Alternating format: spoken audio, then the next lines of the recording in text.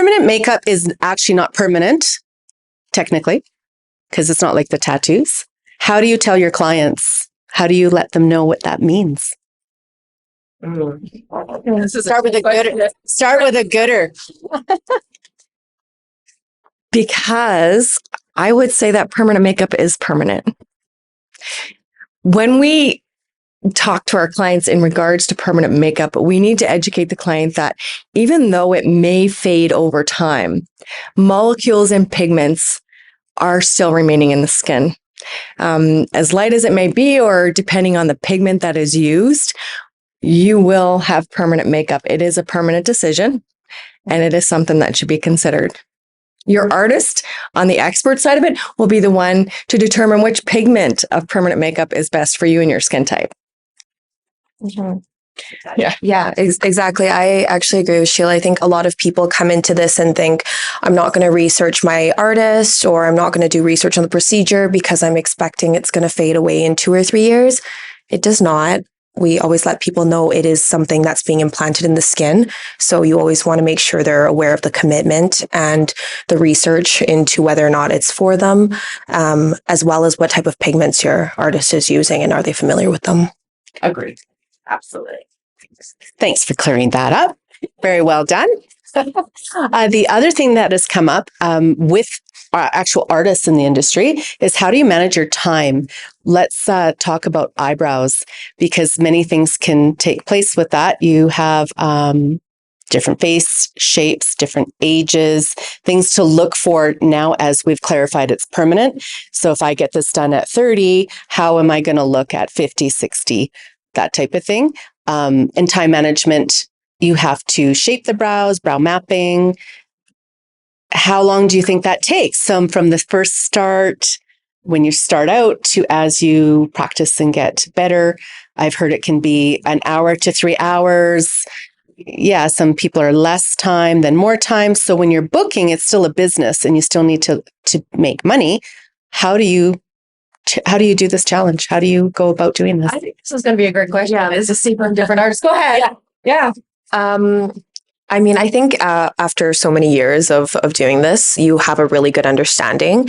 But when I first started out, I slotted a 4-hour time slot.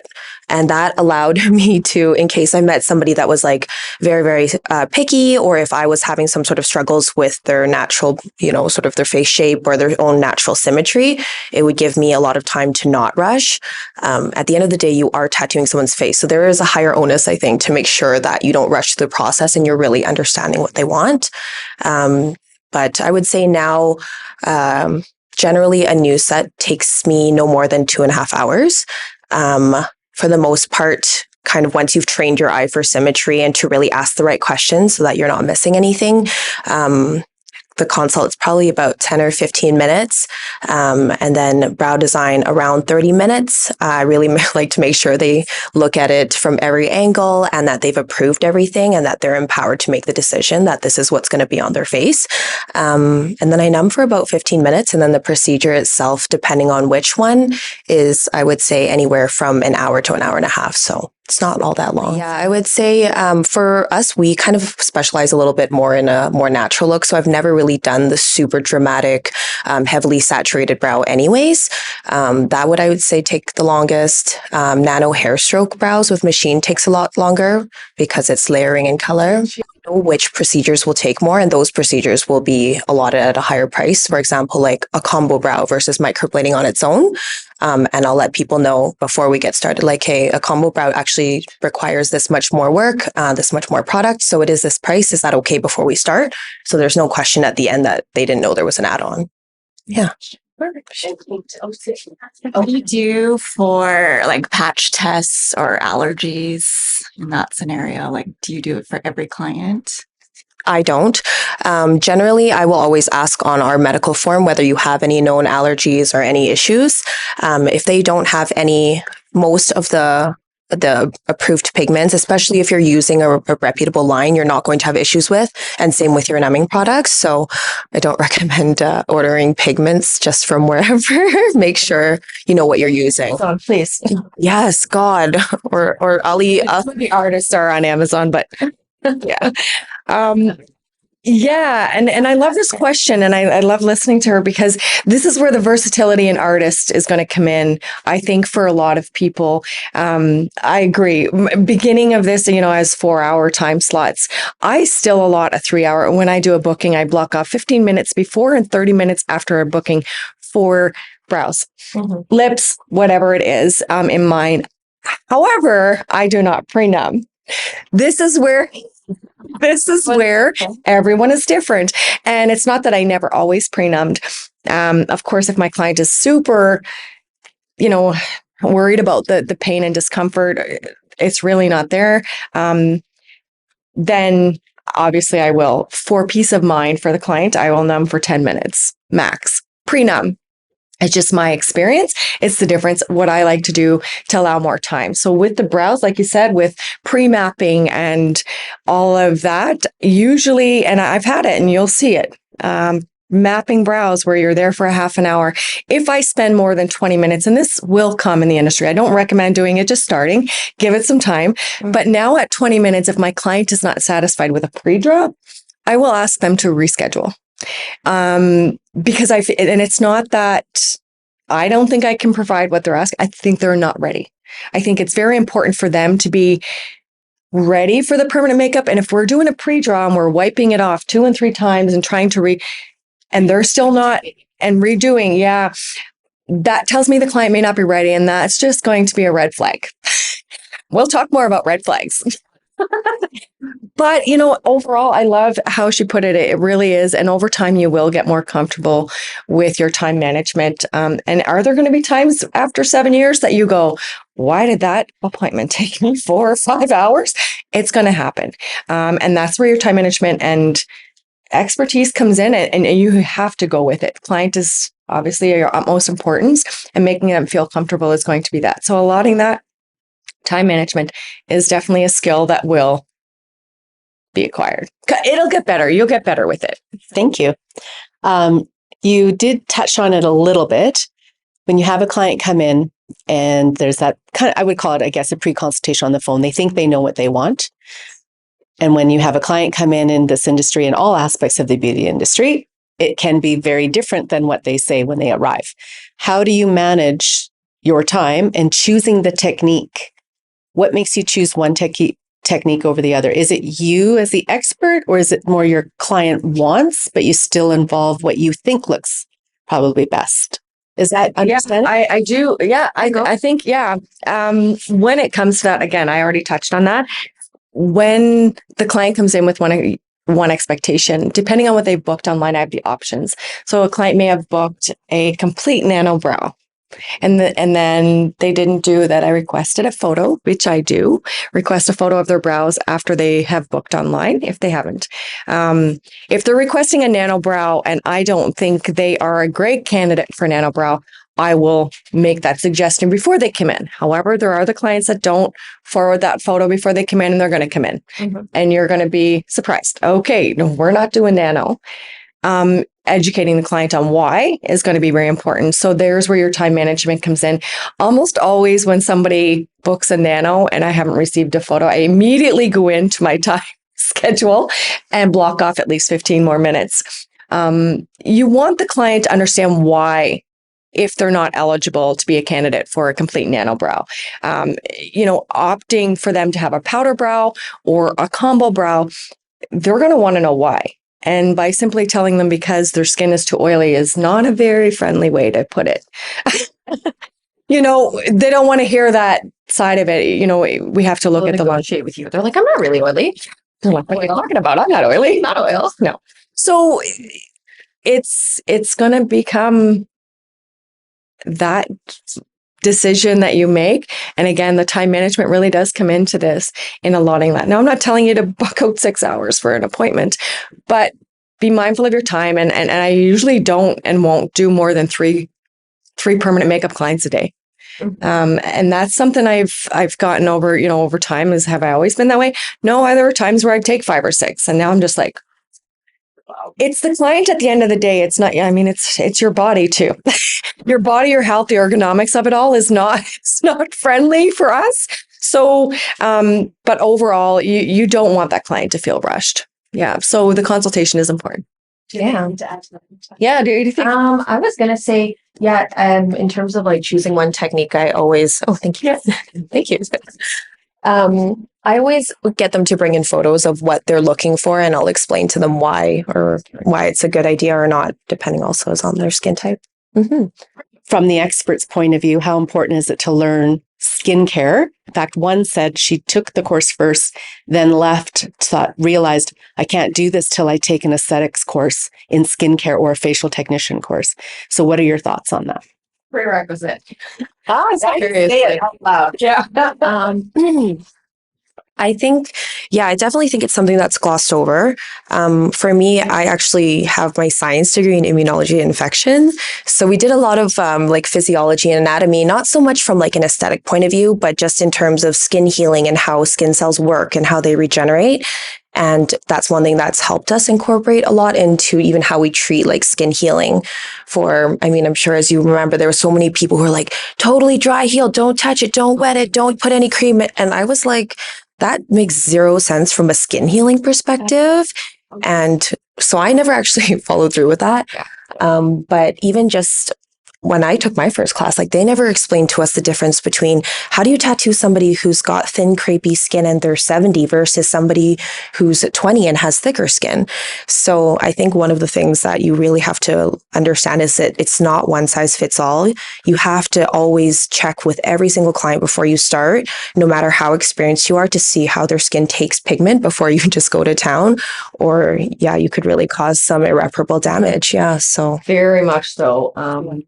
Yeah, so important. And I use this as an example. I have one client that I did a removal on that came to me as an emergency removal from a new artist in the industry, who is very educated, but her training for permanent makeup just was not relevant and she didn't have skin. So she thought she was doing the best job ever. I spent more time. The removable part of the pigment was great because it really wasn't implanted properly. However, the scarring that this client endured was probably far more than any permanent makeup could ever be. I will successfully say that the client has new brows now after 2 years.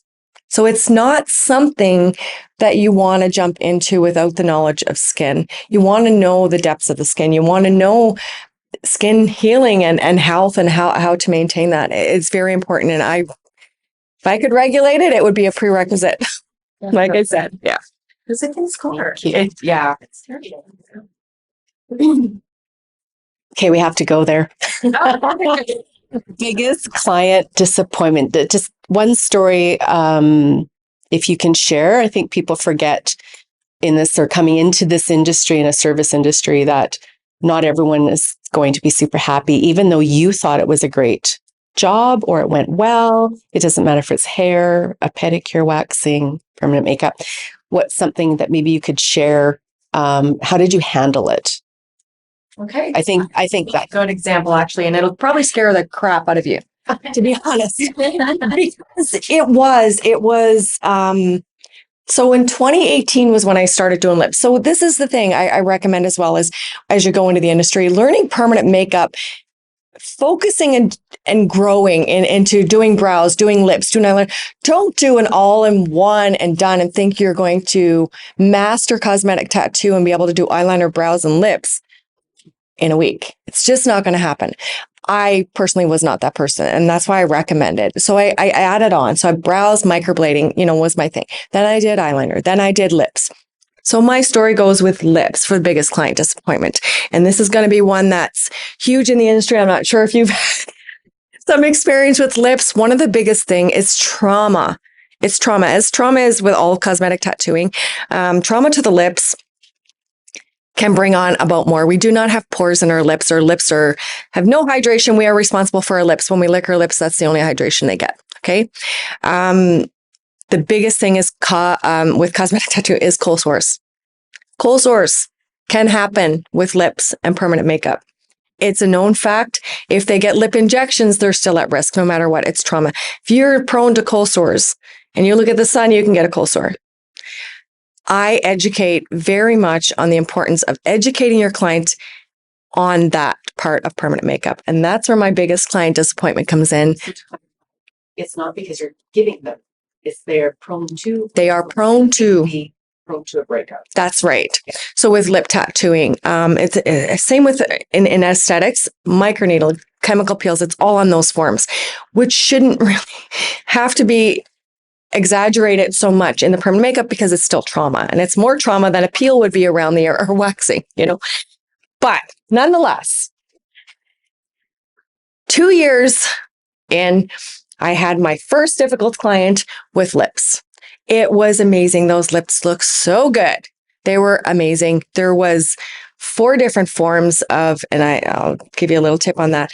There was Instagram, there was Facebook, there was text messages, there was emails on how important it was that if you were prone to breakout, you must take from a pharmacy or a doctor. It has to be written. This client in particular, anyway, seemed to have overread it. Day 2 after we performed, she had a little bump. She had messaged me, "Oh, it's these little bumps." I'm like, "That looks like a cold sore. Did you read?" "Oh my gosh, I seen that it said that if I had cold sores before that, I should continue to take the medication, but I wasn't sure if that was for me." Huh? Yeah. Okay.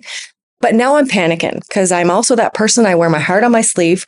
I was beginning to take it personally. I'm like, what did I do wrong? Oh my God, I beat myself up so bad. Where did I go wrong? I looked over there was nothing I could have done any different. However, the client decided to call her injector for lips, who told her to use witch hazel and polysporin, which is a big no-no also in the industry. And by day 4, the client was in emerge, getting her lip with cellulitis taken care of with an antibiotic. It didn't end there for me. I was teaching in Edmonton when she sent me the second message. She was in emerge. It's like, "I'm back. I don't have your file with me. Let me get back to Fort McMurray. As soon as I get back, I will call you. I have clients until 6 p.m. Well, at 6 p.m., I wasn't finished with the client and I didn't respond to this client. And guess where this client went? Just take a guess. Guess what she did? She went to social media. Social media. It happens. Unhappy clients are going to do it. They're going to try to ruin you. And believe me, Oh God. I spent 2 weeks throwing up, sick to my stomach. What could I have done different? This is the ugly side of the industry. Okay. I wouldn't wish this on anybody, but I did do my part. You're just going to have the odd red flag client it's going to happen. All the other great parts of our industry will make up for it, I promise. There's way more humbling moments than, yeah. 8 years? That was 7 years, and that was 4 years ago for me, yeah. So I was still, to lips, it was good. Be prepared. Be prepared. It happens. Stylists go through it. Well, I can imagine. I can imagine. So, it's just, that's where it goes. Be diligent and yeah, sure. Yeah, let's do it. Did you respond to or whatever? Sure. I would say, I think one thing that we sometimes forget as people who are more in charge of the beauty, that a lot of beauty and why people want to do it is to feel better about themselves. So a lot of their own personal problems and energy and issues or whatever's going on with their life is really tied into it. And I had one client and she came in and she was like, "I don't want this. I don't want this. I don't want this." And we went along one way and I was kind of thinking in my head, like, she should have a powder brow. And I said, "You should have a powder brow." And she said, no, I want microblading. I thought, all right, you know what? That is what it is. But I should have gone with my gut and thought, you know what? I'm going to show you pictures and explain a little bit more in depth as to why this is better for you. So we're done. And she's like, "There's hair strokes." And I was like, "Yeah, that's exactly what microblading is. Remember we talked about that?" She was like, "Oh, but I want it to look more filled." And I thought, oh, you know what? I'm going to have to deal with this. And so the whole procedure, she was talking about how she was so upset about being laid off and being treated like she was irrelevant and not enough time spent on her at work. And lo and behold, right, she comes back and she's like, "I want this fixed." And I thought, okay, cool. And so actually I was working out of Tammy's studio at this time. And she comes in and she's like, "You know what? I thought about what you said and I want you to fix my brows, but with a brand new powder brow procedure." And I said, okay, well, that's actually a new procedure. And, there's a bit of a different charge for that because this isn't a half an hour fix. This is a new 2.5 hour procedure. And she loses it. She's screaming at me at the top of her lungs. You are so selfish. You don't care about me. You just care about the money.